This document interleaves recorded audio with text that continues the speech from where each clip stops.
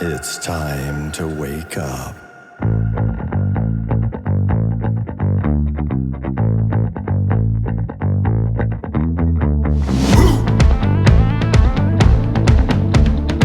Welcome to Ask the Guru. A customer recently asked me the question, why did you get into the protein powder business? Well, that's a loaded question because it goes back a long ways in time. Let's start from the beginning. When I was 13 years old, I got my first weight set for Christmas. I loved that weight set. You know why? Because I was a skinny little 13-year-old kid with like 10-inch arms and didn't even weigh 98 pounds, like a 98-pound weakling. I was below that.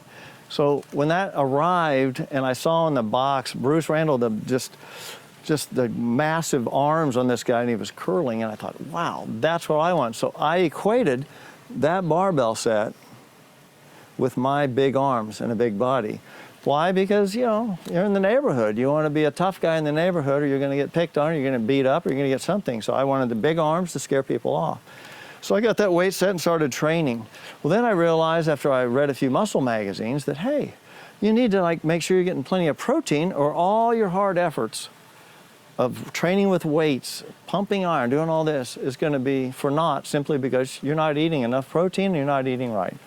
So I went upstairs to the kitchen and I said, you know, I think I'm going to make a protein drink. I thought, gosh, they just gave me some sketchy things to do.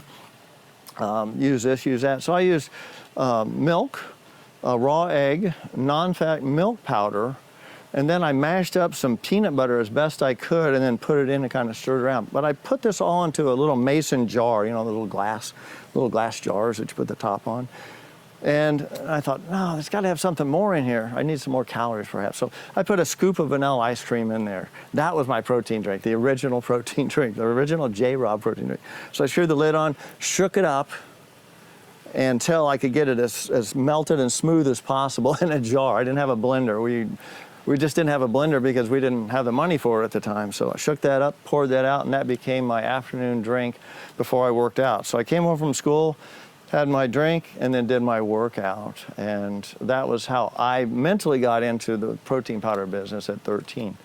But it wasn't until when I was 26, I opened my first fitness club, and that had gone through a period of me getting into bodybuilding, getting heavy into it, and so on. And so that was when I realized protein powders and all these things were very serious business. And this was back in 1980 when I opened my first fitness club. So there weren't a lot of gyms around. There were almost no health food stores anywhere. And so I, created a line of supplements, and one of them was a protein powder.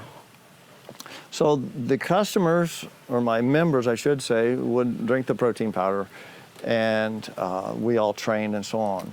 Well, I eventually sold that club and then got into the health food world, health food store world.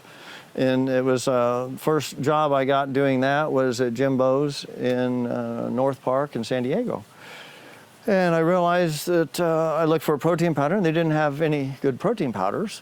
A lot of them were just soy or whatever. And so I developed, actually my original product was a milk and egg protein powder. So eventually I started the business and put together a milk and egg protein powder and began using it and teaching people how to actually mix that protein powder up. I put it in the stores, and from there I just branched it out. There's a lot more to this story, and I'll fill in the details in other episodes. But thank you for tuning in to Ask the Guru, and I'm here to answer your questions. Hang loose. Get the chill on, hang loose.